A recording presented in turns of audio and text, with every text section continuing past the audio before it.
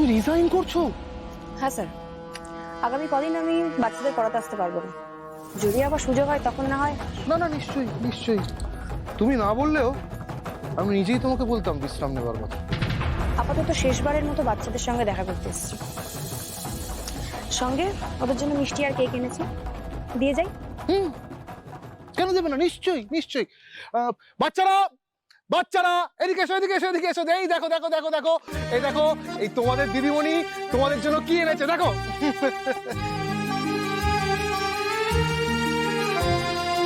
হ্যাঁ, খাবি কিন্তু? হ্যাঁ,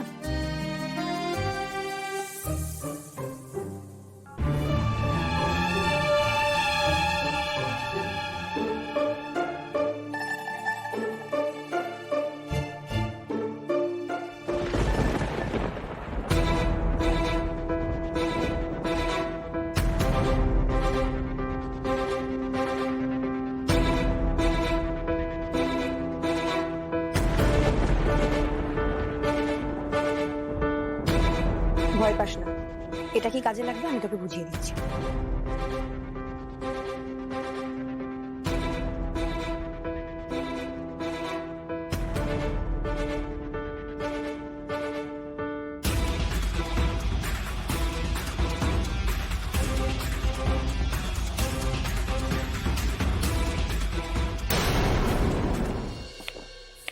বাবা, আপনি আবার কি করছেন বাবা?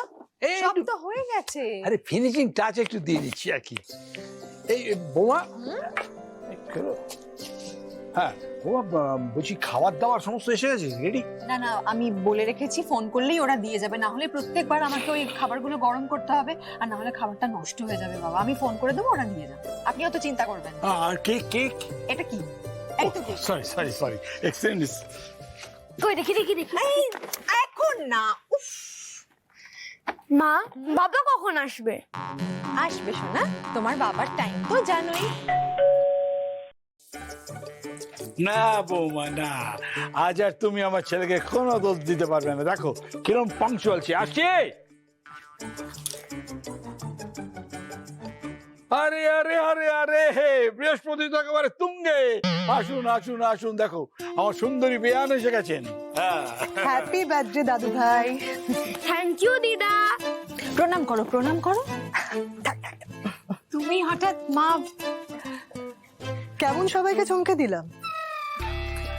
কোথায় সে আমার গুণধর জামাই বাবা যে?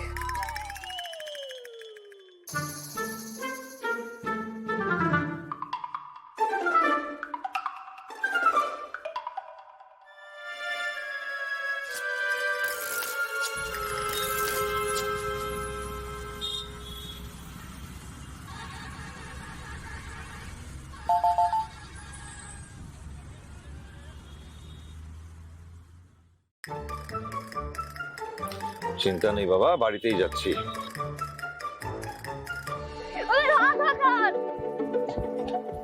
এই আস্তে আস্তে আস্তে পড়ে যাবে।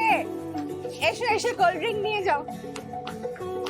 এই আয় তোরা, আস্তে। এই আয় তো, আয় তো। এই রিশানজিৎ, আর কতক্ষণ ওয়েট করতে হবে? কেক কাটবে না? হ্যাঁ হ্যাঁ কাটবো, আগে আমার বাবা আসুক। তাহলে চল এখন কোল্ড ড্রিঙ্ক। কেন, তোমারটা আমি আনছি, হ্যাঁ? আর আমি স্ন্যাক্স আনছি, ঠিক আছে? মা, বাবা কখন আসবে? আসবে বাবা, এক্ষুনি আসবে, দাঁড়াও।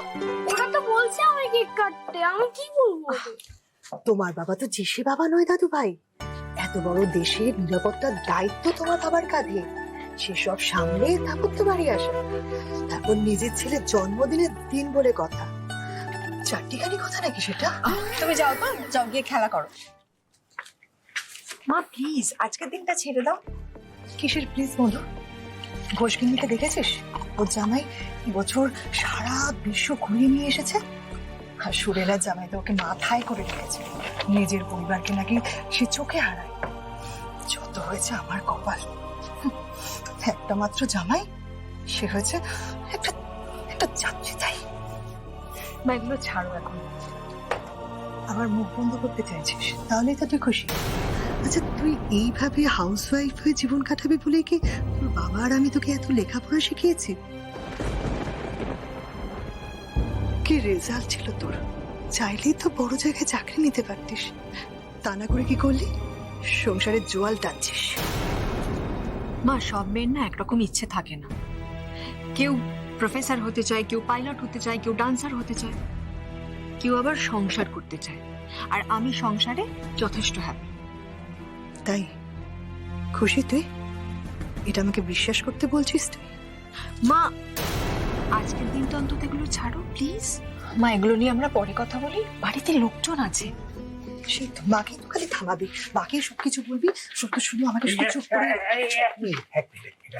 একটু আপনার হাতটা ধরবো না, মানে ওই এই যে হাতের রেখাটা দেখবো আর কি। মেয়েদের তো বাহাত, এই হাতটা।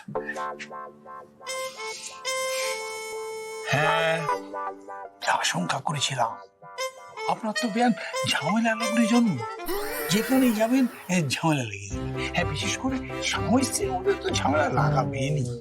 আমি স্বামী স্ত্রীর মধ্যে কোথায় ঝামেলা লাগালাম? না না, আপনি ইচ্ছে করে লাগাচ্ছেন আমি বলছি না, কিন্তু লেগেছে। হ্যাঁ শুনুন, এরও কিন্তু সমাধান আছে, সমাধান আছে। সেটা হচ্ছে আপনি উচ্ছে গাছের শিকড় বেটে উচ্ছের সঙ্গে একসঙ্গে মাখিয়ে ওটা খেয়ে নিন, খেলে দিলে সব ঠিক হয়ে যাবে একদম।